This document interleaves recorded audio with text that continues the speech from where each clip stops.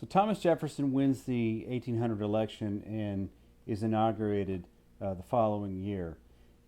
Even though he won a closely contested election, he wasn't one to gloat. He didn't really come from that ilk. And that kind of goes to Thomas Jefferson's appeal as a person himself.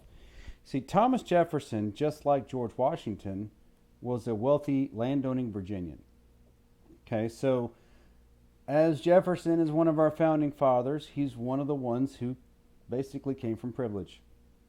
Okay, unlike Alexander Hamilton and Benjamin Franklin, Thomas Jefferson came from money, and he came from land and prestige in the American system. But Thomas Jefferson portrayed himself and also carried himself differently. Yeah, he was wealthy and he was powerful and influential, but he carried himself with a lack of pretense. He actually made fun of people who carried themselves with airs and put on airs, rather. So he despised the idea of pretense and therefore false pretense as well. He was a pretty genuine guy and at least portrayed himself to be. And a few different things came about during Thomas Jefferson's era. As I mentioned in one of our prior videos, the capital, as a result of the election of 1800 as part of a concession, the capital would be moved from Philadelphia to a spot on the Potomac River that we now know today as Washington, D.C. And it was during Jefferson's tenure that D.C. would become established. Washington, D.C. sits on kind of a swampy, lowland, and humid area. It's not prime real estate. Okay? However, the vision between Maryland and Virginia in its location was that it would become better than what it was thought to be, perhaps. And there was a French architect who was brought in, Pierre L'Enfant, to design the city so as to become America's Paris, if you will. Did Washington, D.C. become America's Paris? Not even close. But that was the idea at the time. That was the grand vision 220 years ago, that Washington, D.C. would become a grand city. Now, Washington, D.C. would never quite have the business appeal that cities like New York, Boston, or Philadelphia would have. It's a political center. It's the capital. But it is what it is. Okay? It's a very powerful city in the world.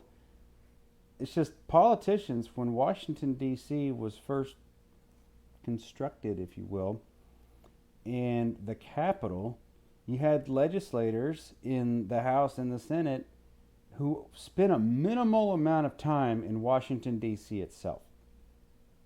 Nowadays, you have politicians who live in Washington, D.C., but they also have their homes in their home district across the states. Legislators from across the country spent as little amount of time in D.C. as possible because it was not the most inviting place in the world. And it was kind of barren, and it was simple and hadn't really been built out yet, and oftentimes it was so uninviting that legislators in the House or Senate would sometimes seek a more prominent position in their home state legislature. Okay. That also being said, a presidential mansion was built. We know that today as the White House. But the White House was not originally called the White House. There's a story behind that. We'll talk about that later.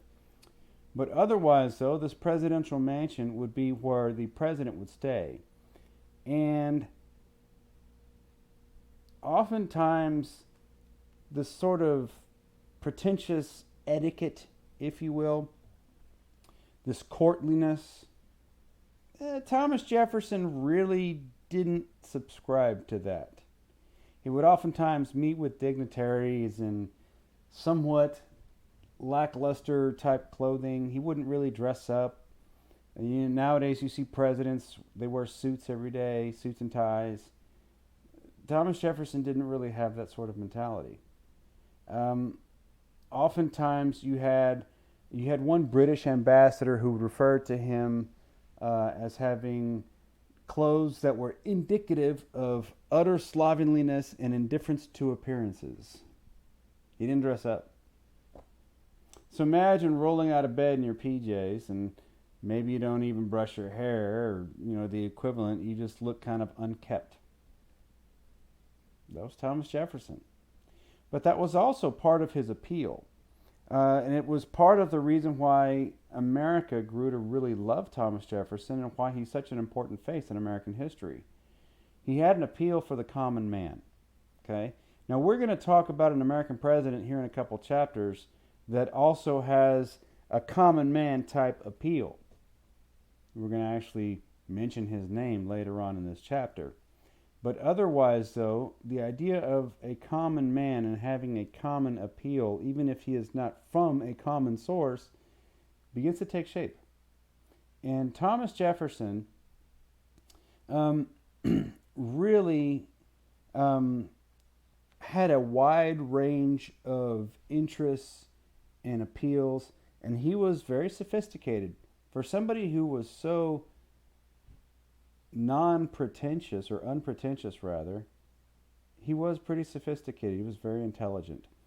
And of all the founding fathers, Thomas Jefferson and Benjamin Franklin are likely to have been the most intelligent, I would say, from the standpoint of their accomplishments and the range of interests. I mean, Thomas Jefferson did write the world's greatest breakup letter. So, he was also pretty shrewd, and he would use his political power to connect with people and exert influence, especially by giving direction to Republicans in Congress, of which he was. So, but he did not do so in a sense that would ostracize his Federalist rivals. He actually wanted to incorporate Federalists into his cabinet so as to not ostracize political rivals or political messaging. But eventually, he would fill most of his cabinet with people who aligned with him politically, which would then be more Republicans. Okay? And that's kind of natural. You're going to have presidents who have maybe a political ideology and they want to align themselves more closely with people who have similar views. Maybe not always, but at least pretty similar. In recent times, Presidents George W. Bush and Barack Obama both nominated folks from opposite political leanings into various different forms of political cabinetry or anything else of that sort, political offices. And that's something that started as a hallmark with Thomas Jefferson's presidency. Other things going on around this time, Thomas Jefferson was also a fiscal conservative in the sense that he wanted to reduce federal expenditures. So the national debt had nearly tripled in the 8 years prior to Thomas Jefferson becoming president. That's what Alexander Hamilton wanted. Alexander Hamilton wanted an increased amount of debt so as to get our national bank circulated even further and exert its influence and have more national power. Thomas Jefferson saw things differently. And he began to reverse those trends once he took office. So eventually, he eliminated and persuaded Congress to eliminate more internal taxation, and he relied more on customs, duties, taxes on imported goods, and sale of Western lands so as to raise federal revenue. Okay, so he'd be a modern libertarian and Republican hero in that sense. Okay. So otherwise, though, he also wanted to convince the Treasury to reduce federal spending. Ah, you're going to lower taxes and you're going to reduce spending. Hmm. Even though Thomas Jefferson was yesterday's Republican, and even though the Republican Party today is different than Thomas Jefferson's Republican Party, the idea of reducing expenditures and lowering taxes, that's a pretty strong modern conservative message. Okay? Modern Republicans espouse by that idea, and libertarians do as well. Um, and he was very popular because of it. And he was able to nearly reduce our national debt by one half for simple fact of cutting expenditures. So part of what he also did, which would not be popular with Republicans today, is he reduced the size of our armed forces by about half. He reduced the size of a fledgling army as it was by about half, and he reduced the size of our naval capacity by about 2/3. Okay. Why? He saw a reduction of our military as perhaps a better civil message and a less threatening message to Americans internally. Okay. But what about abroad? What do you do if you're trying to expand your influence economically elsewhere and abroad, such as in the Mediterranean? Well, it just so happens that the United States would send merchant ships all throughout the Atlantic Ocean and into the Mediterranean, as did most European powers at the time as well. And along the southern Mediterranean coast, the coast of North Africa, you had various different Barbary states, which we now know today as Morocco, Algeria, Tunisia, and Libya. Oftentimes, European powers and eventually the United States would pay Barbary pirates tribute so as to, I guess, gain some sort of protection for trading and whatnot. It's kind of like the mob. You're going to pay the mob for protection, right? So you're going to pay these pirates not to attack you and not to ravage your ships. Okay? Thomas Jefferson, in order to ensure safe passage, had a different idea. So instead of having safe passage by paying tribute to these Barbary pirates, he thought, you know what? We have a navy. We have a naval infantry, a light infantry that rides with the navy that could perhaps protect American ships abroad should the navy come under attack. Or perhaps go on to land, and if they're threatened, they could secure that threat. So you had a leader of Barbary pirates threaten naval ships in the Mediterranean, and they were confronted by the United States Navy, which unleashed United States Marines onto the Barbary pirates, squelching the Barbary threat in the North African Mediterranean.